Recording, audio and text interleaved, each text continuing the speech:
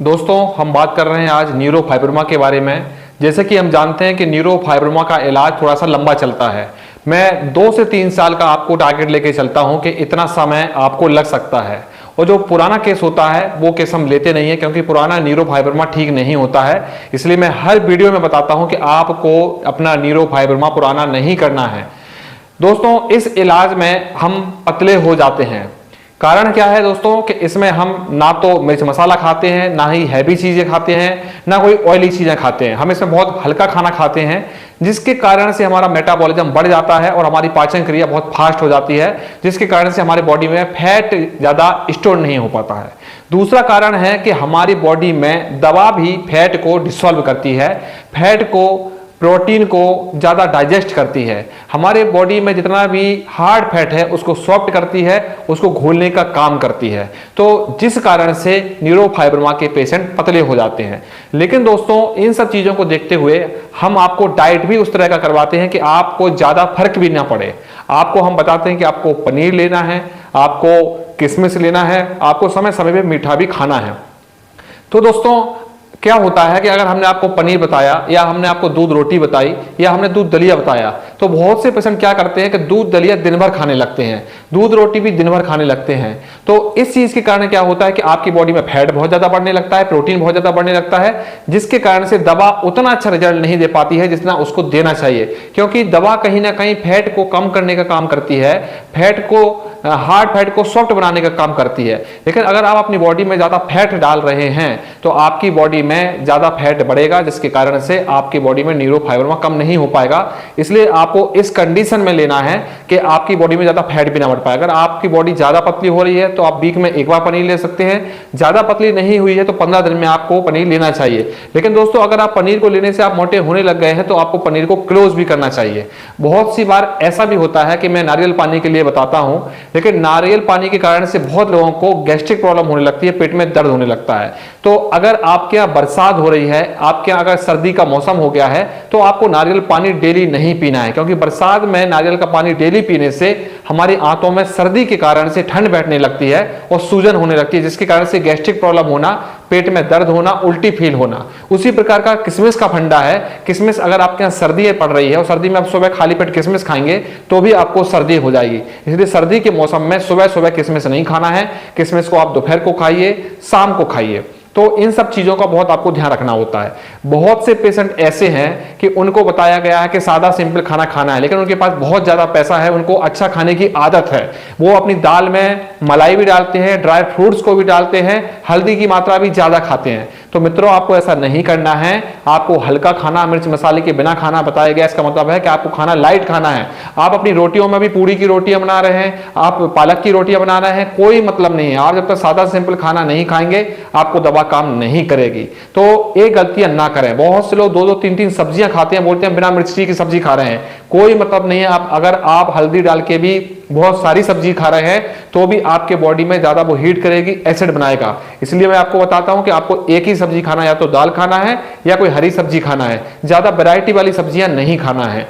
वही कई लोग रोटी में प्लेन रोटी की जगह पे रोटी में तेल लगा के उसका पराठा बनाते हैं और बोलते हैं वो तो प्लेन रोटी है। रोटी में अगर तेल लगा के अगर उसको सेका जाएगा वो पराठा बन जाता है, जिसकी तासीर गर्म हो जाती है और बॉडी में जाके वो आपको पानी ज्यादा सोखता है। इसलिए रोटी प्लेन खाना है, बिना ऑयली वाली। कई लोग तो ये भी नहीं जानते कि रोटी के ऊपर तेल लगा के उसको अगर सेक दिया जाए तो वो पराठा नहीं, उसको भी वो रोटी बोलते हैं, और सिंपल रोटी को वो फुल्का बोलते हैं। तो दोस्तों ये सब चीजें लोकल भाषा के वर्ड होते हैं। आप रोटी को, जिसमें बिना ऑयल की रोटी होती है वही रोटी होती है, और ऑयल लगा के अगर रोटी को बनाया जाएगा वो पराठा बन जाएगा। इसलिए आप उसको नहीं खाना है आपको।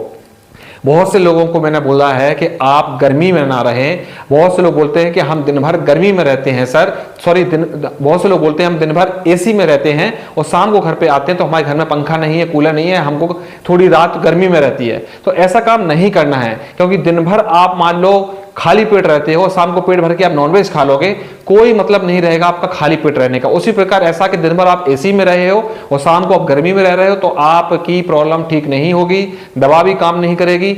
न्यूरोफाइब्रोमा का जो टेंडेंसी होती है वो होती है कि बॉडी में गर्मी बढ़ना, शरीर में छोटे छोटे पिंपल आना, वही पिंपल हार्ड हो जाना और वही हार्ड पिंपल बड़े होकर न्यूरोफाइब्रोमा बन जाना। ये न्यूरोफाइब्रोमा की पेशेंट की बॉडी की टेंडेंसी होती है। इसी प्रकार ब्लैक स्पॉट का होता है कि जिन मां लोगों ने कोई दवाई खाई है प्रेगनेंसी के टाइम पे, तो उनके बच्चों में ब्लैक स्पॉट बाय बर्थ आ जाते हैं, न्यूरोफाइब्रोमा बाय बर्थ आ जाते हैं। या कई बार ऐसा होता है कि जो लोग बहुत कमजोर हैं, खाना नहीं खाते हैं, उनकी भूख बहुत कम है, रात रात भर जागते नहीं है, उन लोगों को भी ब्लैक स्पॉट की ज्यादा प्रॉब्लम रहती है।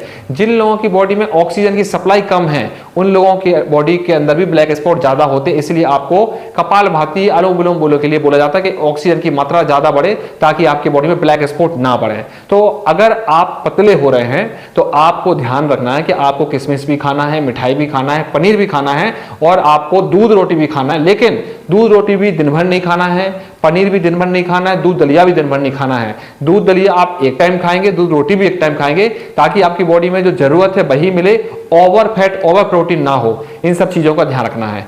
बहुत से लोग मेरे पास ऐसे भी आए हैं जो बोलते हैं कि हम बहुत इलाज करवाए हैं सर, लेकिन हमारा न्यूरोफाइब्रोमा दवा लेने के बाद केवल बढ़ा। वो लोग आयुर्वेद में भी गए, एलोपैथी में भी गए और होम्योपैथी में गए। मैंने देखा है एलोपैथी डॉक्टर बोलता है कोई इलाज नहीं है, लेकिन पेशेंट के बोलने पर वो उनको गैस की दवा और मल्टीविटामिन दे देते हैं। मल्टीविटामिन का और गैस की दवा का इससे कोई लेना देना नहीं है, बल्कि मल्टीविटामिन आपकी बॉडी में कॉन्स्टिपेशन पैदा करती है और आपकी बॉडी में कॉन्स्टिपेशन के कारण से फैट, पित्त ज्यादा बढ़ जाता है, जिससे आपकी बॉडी में हीट बढ़ती है और न्यूरोफाइब्रोमा और ज्यादा बढ़ने लगता है। उसी प्रकार मैंने देखा आयुर्वेद वाले लाइपोमा को न्यूरोफाइब्रोमा में वो कोई डिफरेंस ही नहीं समझते, वो लाइपोमा की दवा इसमें चलाते हैं। कचना गूगल दे देंगे, वृद्धि वाटिका पट्टी देंगे या कोई और गर्म दवाइयां दे देंगे, जिसके कारण से भी उनका न्यूरोफाइब्रोमा बढ़ने लगता है। वही मैंने होम्योपैथी में भी देखा है कि होम्योपैथी वाले लाइपोमा के कुछ ड्रॉप दे देंगे, वो ड्रॉप यूज करते रहते हैं और वो उनका न्यूरोफाइब्रोमा बढ़ता रहता है। तो आप दवा भी बहुत सोच समझ के यूज करें।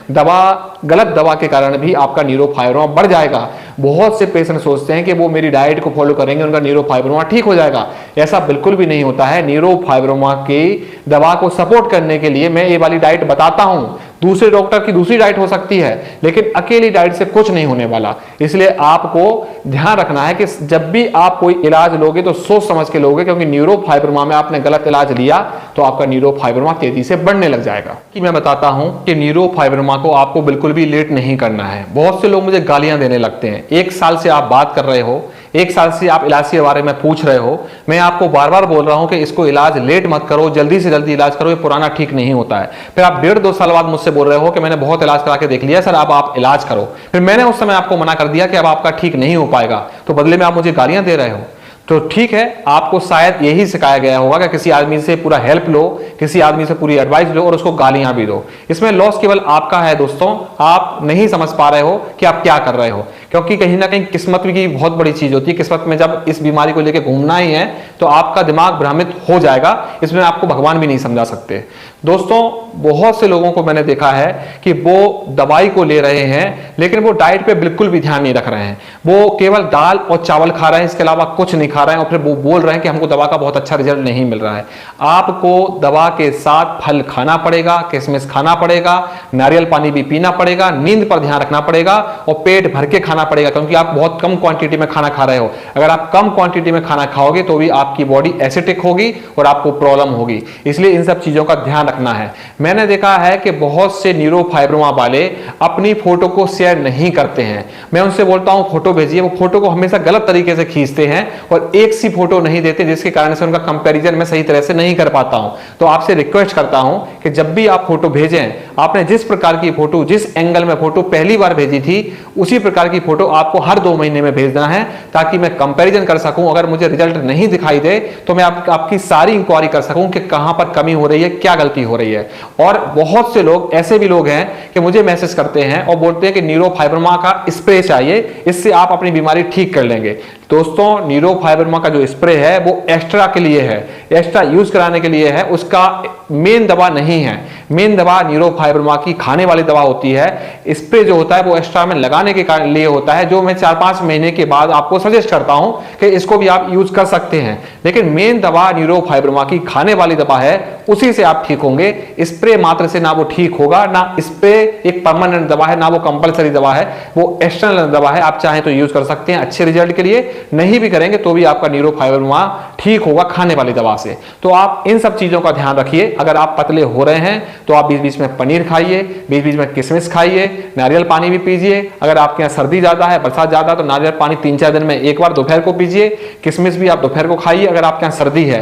किशमिश का फायदा खाली पेट ज्यादा होता है, लेकिन अगर आपके यहाँ सर्दी है तो फिर आपको किशमिश शाम के टाइम खाना चाहिए। न्यूरोफाइब्रोमा में एक चीज का विशेष ध्यान रखना है कि जो महिलाएं किचन में काम करती हैं, क्योंकि 70% इसमें महिलाएं हैं, 30% पुरुष हैं। यह बीमारी महिलाओं को ज्यादा देखी गई है। मेरे पास महिलाएं ज्यादा हैं इस डिसीज को लेके। तो आप किचन में अगर काम करते हैं, अगर आप धूप में घूमते हैं या धूप में आपको बैठना पड़ता है, ऐसी गलती ना करें, क्योंकि आपको रिजल्ट अच्छे नहीं मिलेंगे। अगर आप धूप में घूम रहे हैं, आप धूप में घूमेंगे, आपको पिंपल होंगे, वही पिंपल आपके न्यूरोफाइब्रोमा बनेंगे और फिर धीरे धीरे आपको दवा का फिर रिजल्ट नहीं मिलेगा। अगर आपकी बॉडी में से गर्मी ठीक नहीं हुई तो आपको इन चीजों का विशेष ध्यान रखना है, तब जाके आप अपनी प्रॉब्लम को ठीक कर पाएंगे। थैंक यू दोस्तों।